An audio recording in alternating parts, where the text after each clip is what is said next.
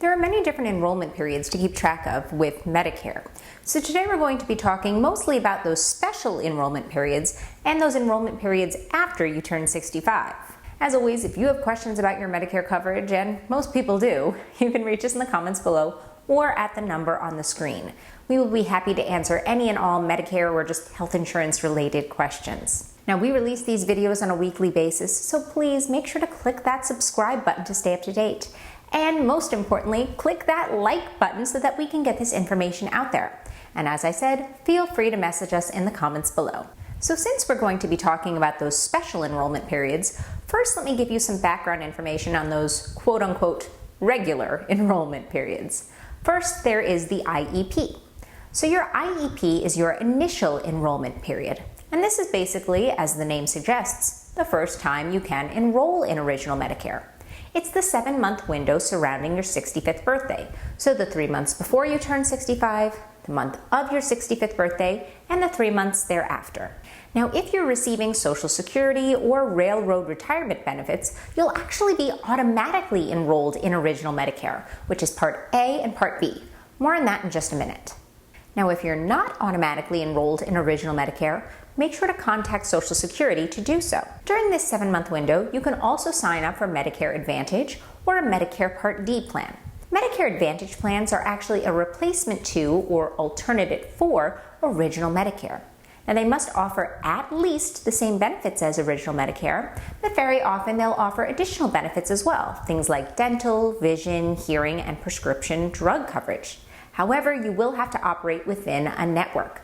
So because these are a replacement to Original Medicare, you can't have a Medicare Advantage plan and an Original Medicare plan.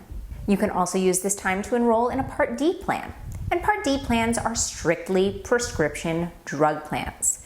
Now, many people are surprised to find out that Original Medicare really doesn't cover prescription drugs, except in very, very limited instances. So if you take prescription drugs on a daily or regular basis, then you're definitely going to want to enroll in a Part D plan at this time. Also, although Medigap or Medicare Supplement Plan enrollment is actually year-round, this is pretty close to when you want to enroll in a Medigap plan. So you'll first become eligible for a Medicare Supplement Plan, Medigap, in the 6 months after you turn 65 and enroll in Medicare Part B. During this time, you will not be subject to medical underwriting, which means you can't be charged more or denied based on your health. Should you choose to enroll later, then you may be subject to medical underwriting, which means you could be charged more or denied outright. And yes, we will talk about that further in the video as well.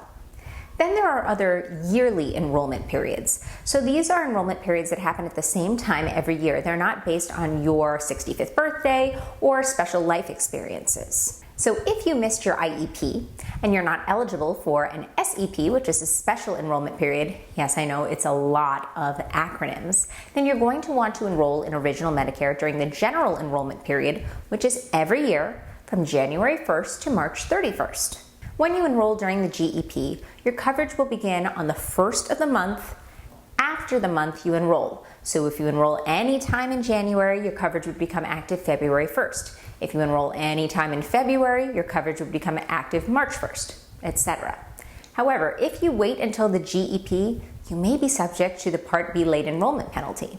Basically, if you don't enroll in Part B during your IEP, and you're not eligible for a special enrollment period because that is very important, then you may be subject to the late enrollment penalty because you do need to maintain creditable coverage past the age of 65.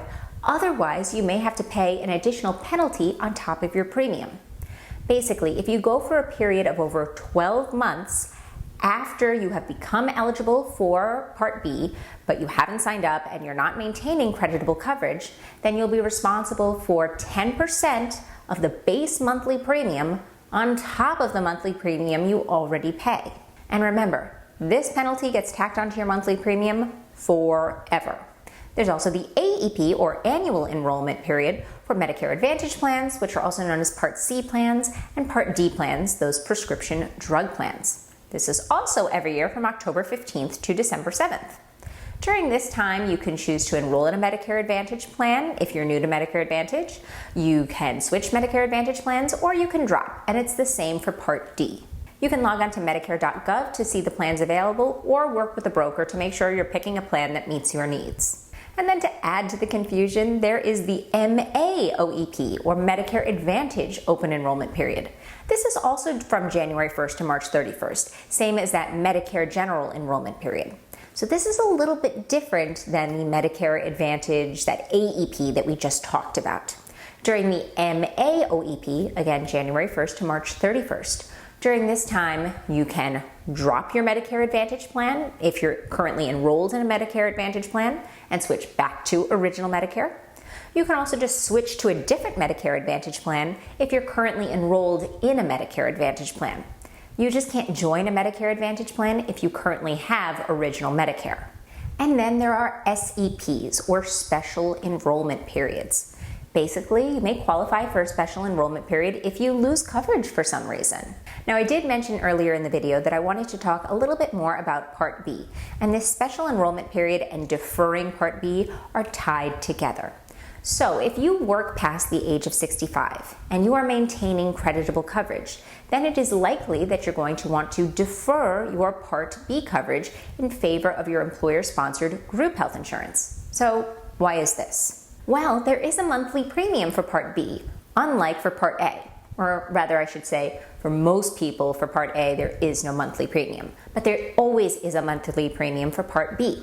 And likely, this is around the same or maybe more than what you're paying through your employer for your health insurance. So there's really no reason to pay extra or pay this on top of what you're already paying if you're maintaining creditable coverage just to be overinsured. The other benefit to deferring your Part B coverage, if you're maintaining creditable coverage through your employer, is that 6-month window with no medical underwriting for Medigap starts after you turn 65 and enroll in Part B. So if you defer Part B, you also defer the beginning of that 6-month window. And if you have coverage through your employer, you definitely don't want Part B and a supplement plan, but you also don't want to miss that 6-month window wherein you can choose any Medicare supplement plan without medical underwriting. So please, if you are maintaining creditable coverage through your employer by working past the age of 65, go ahead and defer Part B by sending the card back. Follow the instructions on the back of the card and send it back. Because if you keep the card, you will keep Part B, which means you're going to be charged for it, and you're probably going to miss that 6-month window for Medigap. So when you retire and you lose coverage, at that point you would be eligible for a special enrollment period, so you would choose this time to re-enroll in Part B. Make sure you do it in a timely manner so that you're not subject to that late enrollment penalty. At that point, you're going to want to contact Social Security. You'll also be eligible at this point in time for a special enrollment period for Medicare Advantage if you so choose, and a Medicare Part D plan. Remember, for those though, you need to use Medicare.gov or work with a broker. And here's a little bonus information with regards to Medicare supplement plans. So retiring isn't necessarily the only way to become eligible for a special enrollment period. If you have a Medicare Advantage plan and you move out of your coverage area, you would become eligible for a special enrollment period because you would lose coverage in essence. So during this time, yes, you could choose to enroll in a different Medicare Advantage plan or Medicare Advantage plan that's just updated to reflect your new coverage area. Or you could choose this opportunity to enroll in a Medicare supplement plan. Now, because you've lost coverage, you actually wouldn't need to undergo medical underwriting at this point, which means this is really your bonus opportunity, the only other opportunity you're going to get to have access to a Medicare supplement plan without medical underwriting. And I cannot stress enough how huge that is, because you don't want to be charged more, and you certainly don't want to be denied if you're in need of a Medicare supplement plan. As always, if you have any questions whatsoever, reach us in the comments below or give us a call at the number on the screen. We are licensed nationwide and there is absolutely no charge for our services. Whether you just have questions or you'd like us to actually handle the enrollment process for you, we're more than happy to help. But before you go, make sure to subscribe to stay up to date, and please, I cannot stress this enough, click that like button so we can get this information out there. As always, thank you so much for watching and have a wonderful day. Bye-bye.